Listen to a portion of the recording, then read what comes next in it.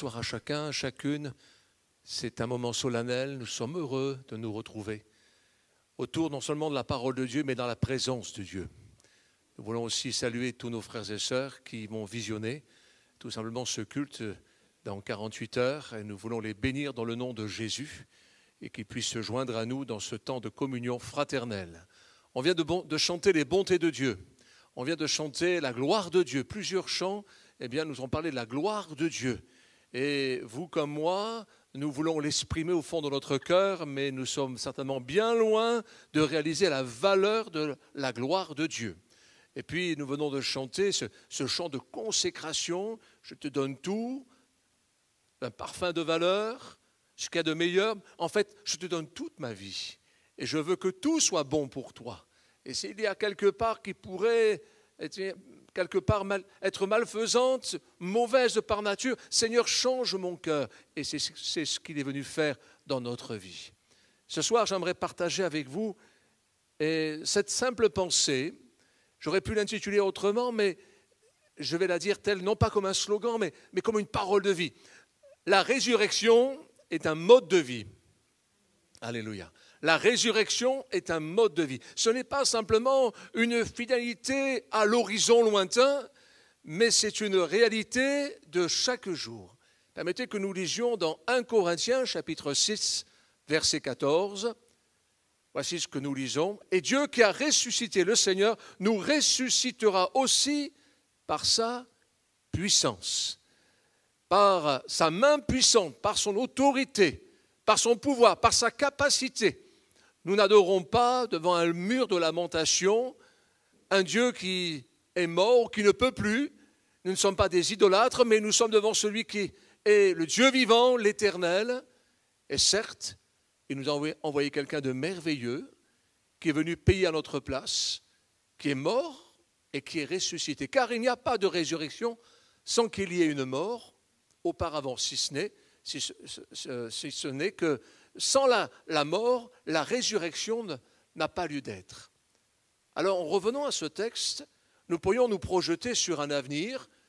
Certains pourraient dire, dans pas très longtemps, pour d'autres, dans quelques encablures, pour d'autres, c'est l'horizon assez lointain, c'est à souhaiter peut-être, mais en tout cas, je veux être prêt pour le jour où je rencontrerai celui qui a sauvé ma vie. Pas seulement mon Créateur, mais mon Sauveur et Seigneur.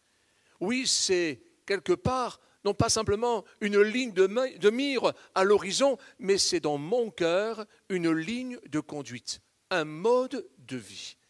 Pourquoi je dis une telle chose ? Nous avons l'embarras du choix, nous pouvons lire toujours dans 1 Corinthiens, chapitre 6, au verset 19, « Votre corps est le temple du Saint-Esprit qui est en vous. » Un peu plus loin, « Vous ne vous appartenez plus à vous-même. » Moi, je pensais que la vie chrétienne, c'était un libre arbitre, tout à fait. Nous sommes libres de lâcher la main du Seigneur, comme bon nous semble. Mais lui nous a fait une promesse, c'est qu'il nous tiendra toujours dans sa main, par amour. Il est le chemin, la vérité, la vie. Et quelque part, cette définition en 3 points, c'est un peu, je dirais, l'ossature de ce message.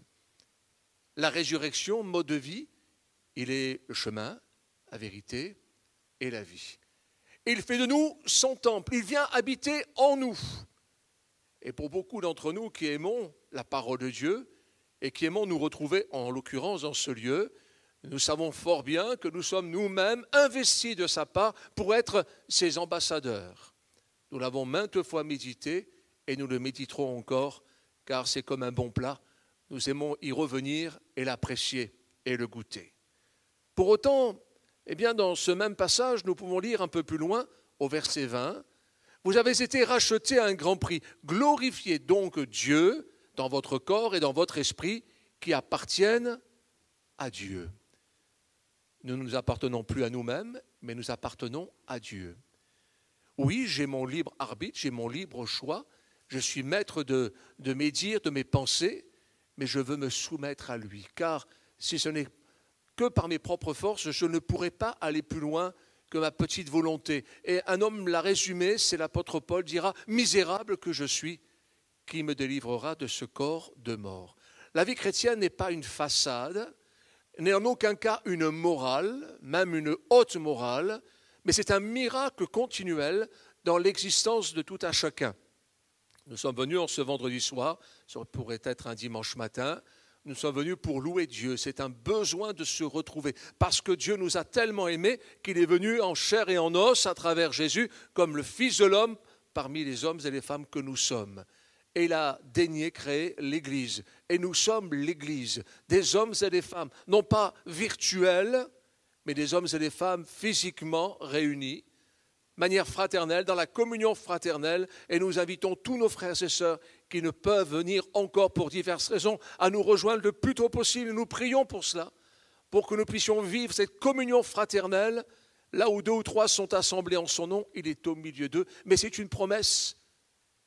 Une foule nombreuse, de toute tribu, de toute langue, de tout peuple, gloire à Dieu, de toute ethnie, de toute condition sociale, et nous voulons être de ce nombre. Gloire au Seigneur. Je ne m'appartiens plus à moi-même, mieux encore, j'appartiens à Dieu. Je ne fais pas ce que bon me semble, mais je fais la volonté de Dieu. Je ne viens pas à l'église, comme nous l'avons médité par ailleurs, comme dans une boulangerie, chercher mon pain ou mon croissant, mais je viens me nourrir de sa parole, de sa volonté. Il n'y en a pas deux, il n'y a pas de plan B, de plan C, il y a le plan de Dieu. Pour chacun d'entre nous, avec délicatesse, il est précieux. Il est le plus beau et le plus grand joaillier de tous les temps. Et il fait de nous une perle précieuse qu'il place là où il faut, comme il faut, pour que nous soyons, eh bien, à ses yeux et aux yeux du monde, une pierre qui brille à la gloire de Dieu. Maintenant, je ne le lirai pas, mais je vous invite à le lire dans ce que nous avons partagé, eh bien, dans 1 Corinthiens chapitre 6, mais il y a le verset 9 et 11 qui nous parle qu'au milieu de tout cela, de si beau, il y a ceux et celles qui sont attachés encore à l'impudicité, à des travers innommables et tellement d'autres choses. Ce n'est pas simplement des hommes et des femmes qui sont de la rue comme nous étions auparavant, mais ils sont au milieu du peuple de Dieu. Et Dieu veut les sauver les uns après les autres, car il use de patience pour que tous nous parvenions à la repentance. Alors à partir de là, quelle est mon attitude ? Permettez que nous lisions Éphésiens chapitre 6. Et pour résumer, le verset 10 à 18, je résume par ce verset. « Ayez à vos reins la vérité pour ceinture avant toute autre chose. » Je résume le verset 10 à 18. Je résume en ce que, eh bien, nous avons un combat spirituel à mener. De par notre nature humaine, notre nature charnelle, notre nature irrégénérée, il ne peut pas y avoir amitié avec une nature spirituelle. Le texte nous dira qu'il y a inimitié. Ce n'est pas possible, il ne peut pas y avoir eh bien, de consensus entre les deux. Soit je suis irrégénéré et je cherche par mes propres forces à plaire à Dieu et je suis devant un mur de lamentation, soit je suis renouvelé miraculeusement et ce n'est plus moi qui vis, mais c'est Christ qui vit en moi. Toujours dans Éphésiens 6, donc, ayez à vos reins la vérité pour ceinture avant toute autre chose. Pourquoi ? Pour tenir ferme contre les dominations, contre les autorités, contre les princes de ce monde, contre les esprits méchants dans les lieux célestes. Nous avons des soucis, nous avons des épreuves, il y a la maladie, il y a des soucis matériels, financiers, un avenir incertain. Toutes ces choses sont palpables, sont concrètes, sont difficiles à gérer, mais plus encore, il y a un combat spirituel derrière. L'Église brille au milieu des ténèbres. Vous croyez que c'est gratuit ? Il y en a d'autres qui ne sont pas contents. Et quand je dis d'autres, je parle des puissances infernales, des combats dans les lieux célestes. Il y a des hommes et des femmes qui, aujourd'hui, font des incantations contre les églises, qui veulent la mort des églises, la destruction des églises, qui veulent influencer les grands de ce monde, quels qu'ils soient, pour faire en sorte que les églises, d'une manière ou d'une autre, eh bien, restent dans leurs 4 murs, effrayées, apeurées. Mais là où il y a l'esprit de vie, l'esprit de Dieu, la mort n'a pu retenir Jésus. Alléluia, gloire à Dieu. Et jamais les portes de la mort ne pourront prévaloir contre l'œuvre eh bien, de Dieu au sein de l'Église. Nous sommes de ceux et de celles qui sont ressuscités Ce qui veut dire que nous sommes morts à nous-mêmes. Personne n'aime à souffrir, personne ne veut vivre l'injustice, personne ne veut être bousculé, personne ne veut vivre le stress, personne d'entre nous. Mais voici que la paix de Dieu qui surpasse notre petite intelligence ou même notre grande intelligence gardera nos cœurs dans les promesses de Jésus. La résurrection est un mode de vie, pas simplement un style de vie, mais c'est une manière de vivre. Et il n'y en a pas deux, il n'y en a pas trois. Il n'y a qu'une seule manière pour vivre avec le Seigneur, par lui et pour lui, car le juste vivra par la foi et pour la foi. Si nous allons plus loin, dans Actes chapitre 17, verset 3, nous voyons Paul et Silas qui vont expliquer à ceux qui sont là en train de les écouter, en expliquant et en établissant que le Christ devait souffrir et ressusciter des morts. Quand Jésus est venu sur la terre, il est venu car il savait qu'au bout il y avait la croix, mais après la croix, la résurrection. Il a donné sa propre vie. On vient de chanter « Je te donne ma vie, je te donne tout mon être ». Est-ce que c'est un vœu pieux ou est-ce que c'est une affirmation en bas de la page, nous signons « Seigneur, me voici, je te donne ma vie ». Oh, nous sommes comme Pierre, le disciple, avant de devenir l'apôtre Pierre. Nous sommes des plus sincères, mais il nous arrive parfois de faillir. Même l'homme qui est derrière ce micro peut en rendre témoignage. Il nous arrive parfois de trembler, il nous arrive parfois de perdre nos moyens. Remplis-nous de ton esprit, Seigneur.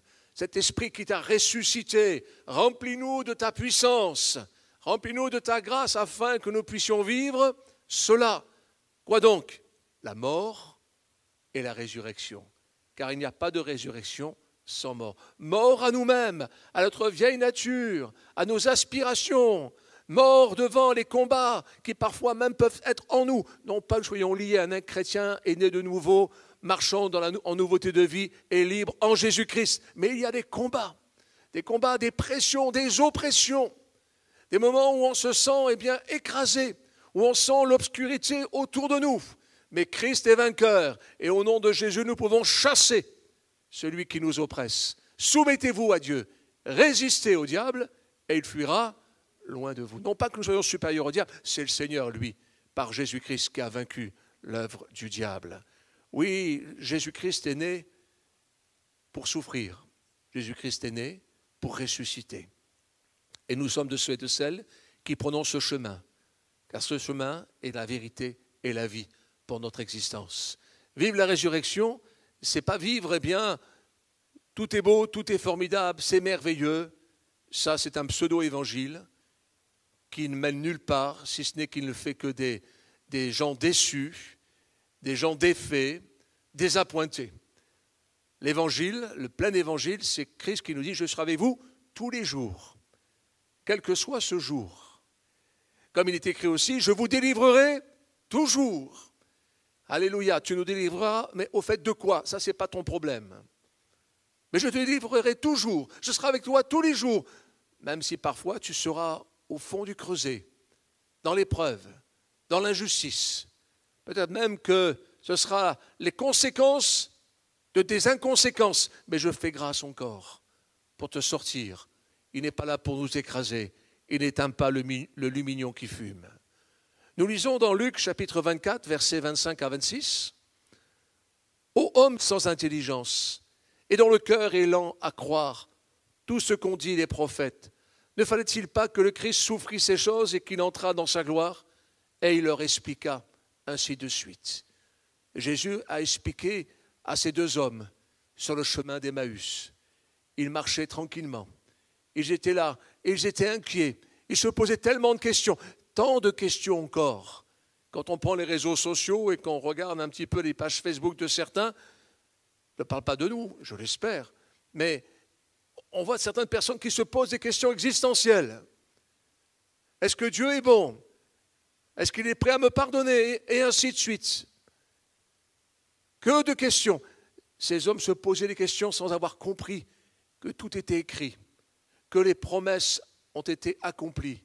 Et que celui qui les a accomplis, lui seul, c'est notre Sauveur et Seigneur, Jésus-Christ. Je suis le chemin, la vérité, la vie. Article défini. Il n'y en a pas deux, il n'y en a pas trois.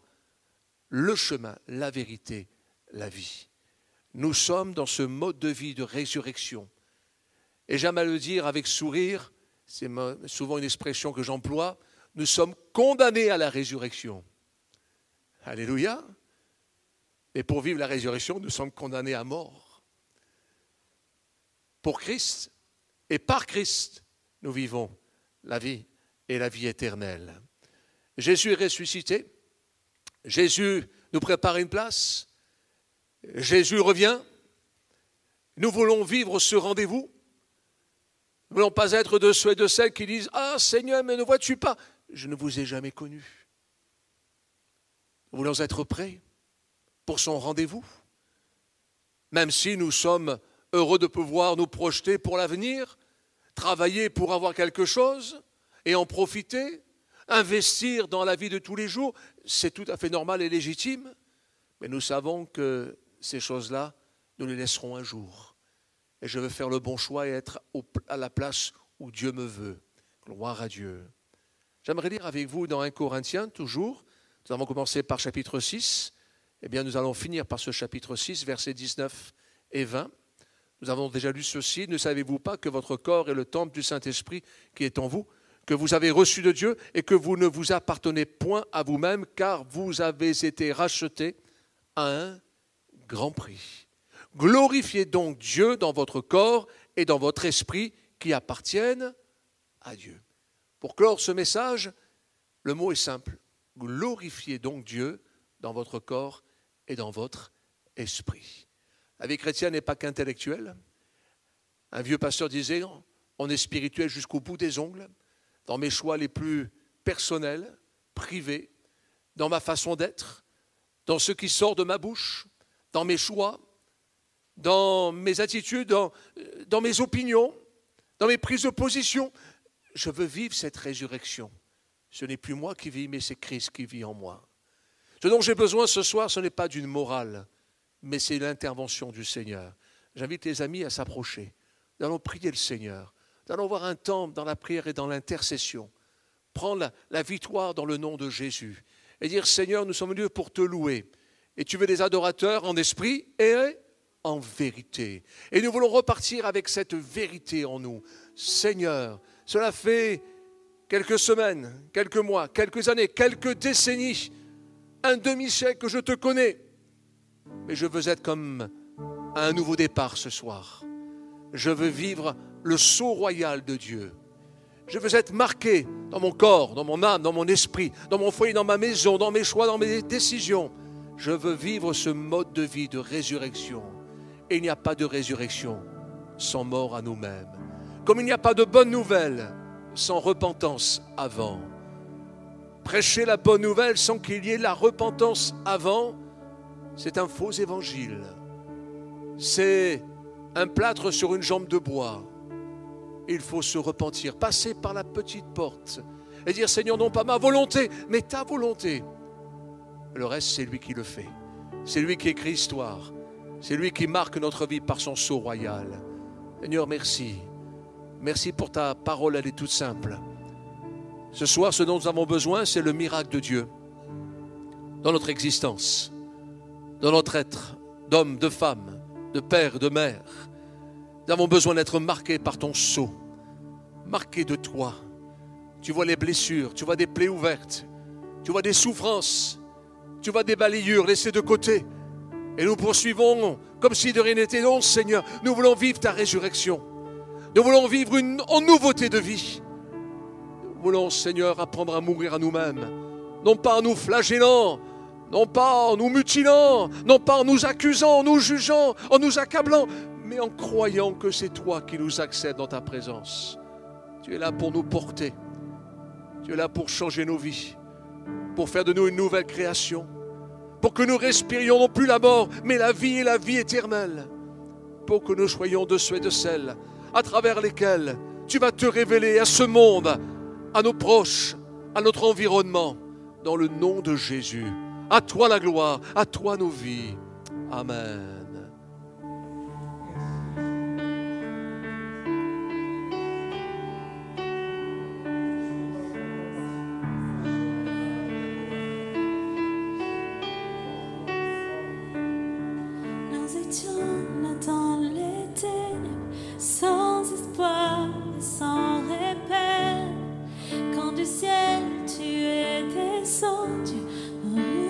montrer l'amour du Père à une vierge dont ta parole, comme l'avaient dit les prophètes, et d'un trône de gloire éternelle, tu es né dans une étape.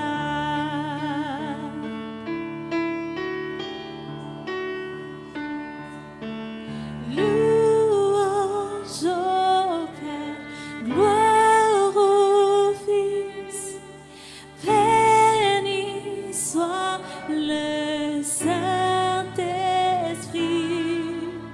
Dieu trois fois saint, majesté, gloire au roi des rois à tout jamais.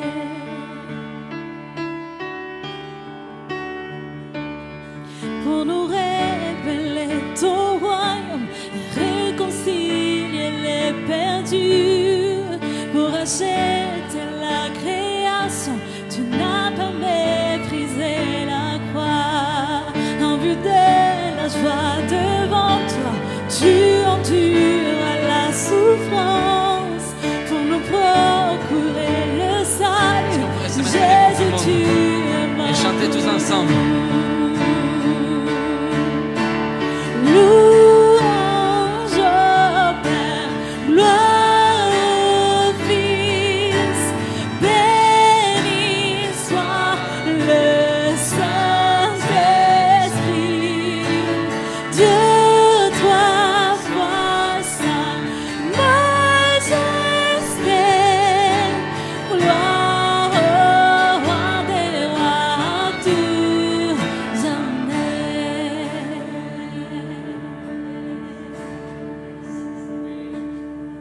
Et à l'aube du troisième jour, tout le ciel éteint son souffle. Quand la pierre fut roulée, l'agneau de Dieu a triomphé. Et les morts sortirent de l'automne, et tous les anges furent dans la joie. Car les âmes de ceux qui croient à notre Père sont restaurées. Et l'église de Christ est née, sa flamme attisée par l'Esprit, et cette vérité ancienne subsistera jamais. Par son sang et en son nom, par sa puissance, je suis libre. Oui, l'amour de Jésus-Christ